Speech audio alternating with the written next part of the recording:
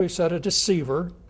Now he has to tell the unbeliever only one lie to control them, and that is that they don't have to come to the cross. Well, the politically correct position in America is that there are many ways. All religions are about the same. That's the devil's primary lie. And as long as you believe that, you're probably safely in his territory. And he just has to have a maintenance program for you. That's not our problem or what we're concerned about here. We're concerned about what happens when you become a believer. Now, there are those, as we've said, who would say if you're a good Christian, the devil can't do anything to you. I would say that when you become a Christian, you become the target.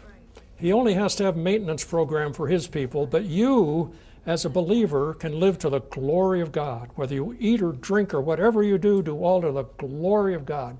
Satan hates God. He doesn't want God to be glorified.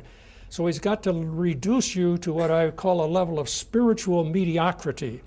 This is like the children of Israel in the wilderness. They were still God's children. God was feeding them with manna. God hadn't disowned them. And they could say, look how God's blessing us with their shoes don't wear out and so on, their clothes don't wear out. And that was true. God was blessing them. But where were they? In the wilderness. Where should they have been? In the promised land. They weren't conquering like they were supposed to be conquering. They weren't occupying the land as God had told them they should. They were in the wilderness because of unbelief and disobedience. You know, those are the two conditions of the covenant that they had broken.